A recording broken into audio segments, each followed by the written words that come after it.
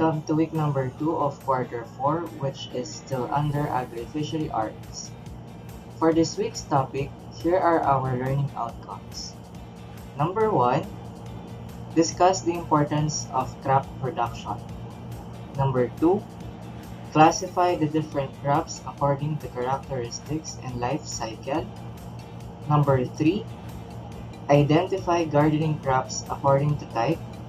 And number 4, distinguish growth and development of crops based on stages. For this week, we have 3 topics or content. We have the first one, types of agricultural crops and their classification. We also have types of commercial food crops in the Philippines. And the last one is plant parts and its functions. Crop production or agronomy. What is agronomy? Agronomy is the study of soil, water, and crop management principles and practices. Agronomy is a branch of agriculture that deals with field crop production and soil management. Sa agronomy, ang pinag-aaralan dito ay tungkol sa pagpapalago ng mga tanim at pagpapabuti ng kalidad ng lupa para sa produksyon ng pagkain at iba pang mga agrikultural na produkto. Ito ay may kinalaman sa mga aspeto tulad ng pag-aaral ng mga halaman, klima, lupa, sistema ng pagtatanim, at iba pang mga paraan upang mapalakas ang agrikultura. Branches of agronomy.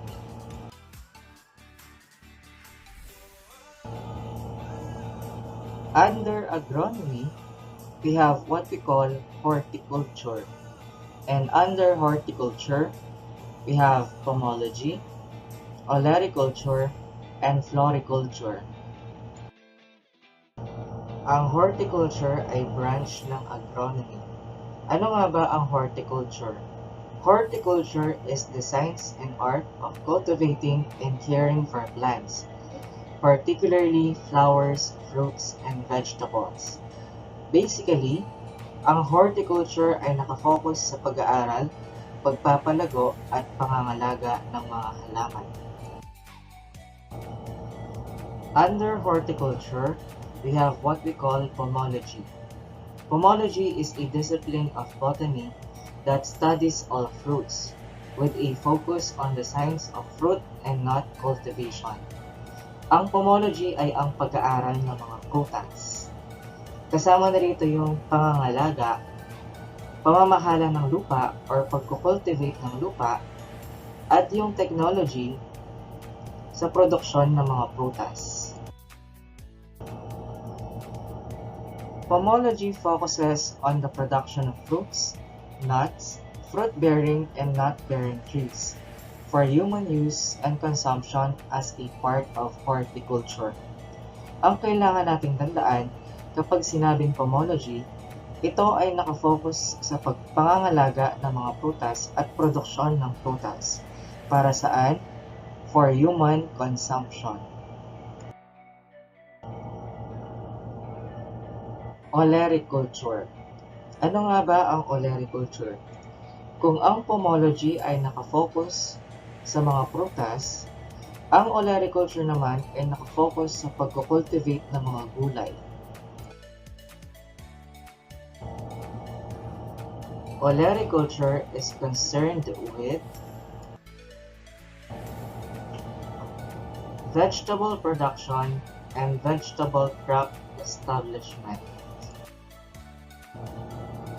Olericulture is also concerned with vegetable storage, vegetable marketing, cultivar selection, and seedbed preparation. Types of agricultural crops and their classification. The first classification of crops is according to use. Under according to use, we have letter A, food crops. Under food crops, we have field crop, fruit crop, vegetable crop, and root crop.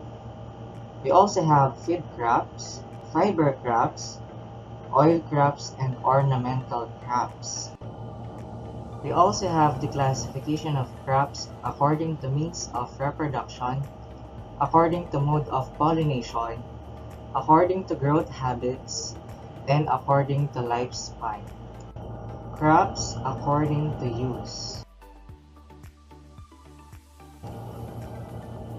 Under these types of crops, we have food crops, feed crops, fiber crops, oil crops, ornamental crops, and industrial crops.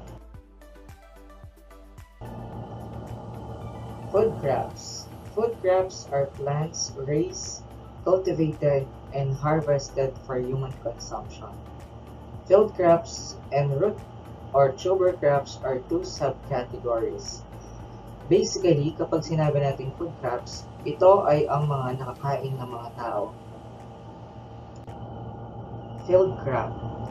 A field crop is a crop grown on a wide scale for agricultural reasons that is not a fruit or vegetable. Kapag sinabi natin field crop, ito yung mga tinatanim sa malawak na lupa na hindi prutas o gulay. Examples of field crops are rice, corn, wheat, and sugarcane.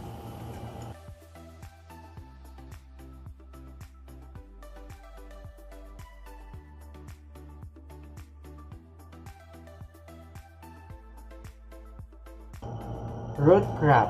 Root crops are underground plant portions that are edible to humans. Ito yung part ng halaman na makikita sa ilalim ng lupa. Ano nga ba ang mga ito? Ang halimbawa ng root crop ay sibuyas, bawang, kamote, labanos, patatas, at marami pang iba. Feed or forage crop. These are plants that are cultivated for livestock consumption. Kung ang mga food crops ay para sa mga tao or for human consumption, ang feed or forage crop naman ay para sa mga hayop.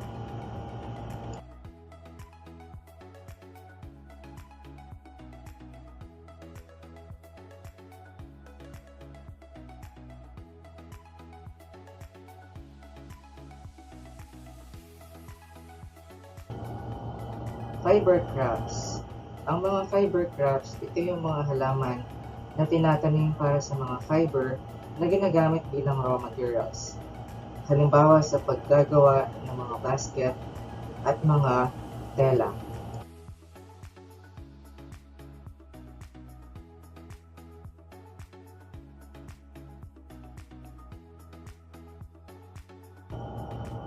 Oil crops. Oil crops naman, they are cultivated for their oil.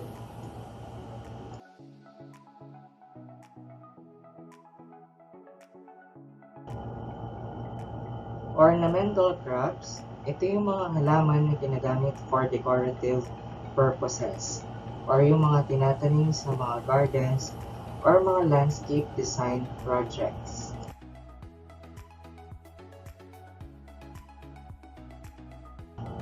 Crops according to growth habits. The first one is herb. Herb is any succulent seed-bearing plant without a woody stem that dies down to the ground after flowering. So they are known for improving air quality, their medicinal properties, and mental wellness. Examples of herbs are the following.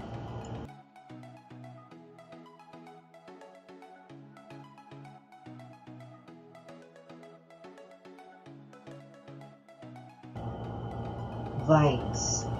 Vines are herbaceous climbing or twining plants with no self-supporting stems. Ito yung mga halamang pumupulupot sa mga kahoy.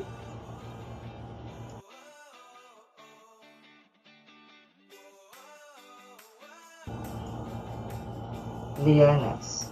Lianas are woody climbing or twining plants that rely on other plants for vertical support. Ano nga ba ang pinagkaiba ng vines sa lianas? Ang vines, ang kanyang stem ay herbaceous or green. Ang lianas naman, usually ang stem nila ay woody.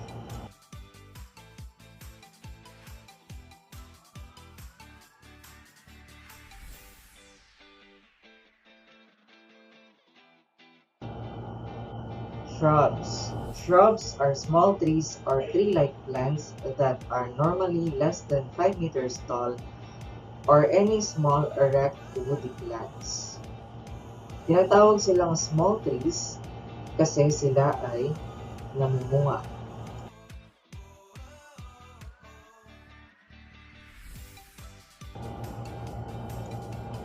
Trees. Trees are plants with a single distinct stem or trunk that grow upright and continuously with a significant amount of woody tissue. Or in Tagalog, ito yung mga puno.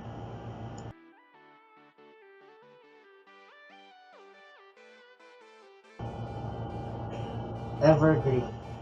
Evergreen are plants that keep their leaves all year round. Ito yung mga halaman na hindi nagbabago ang kanilang mga dahon.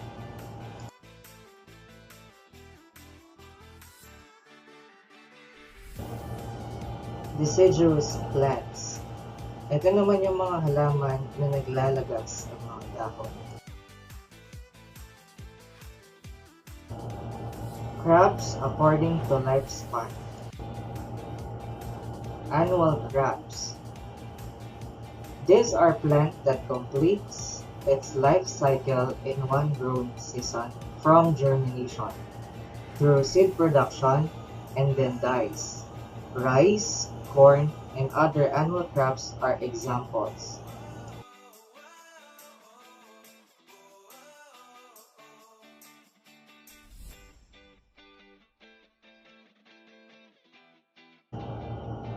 Biennial crop. These are plants with a biological life cycle of 2 years. Cabbage, parsley, and other plants are examples.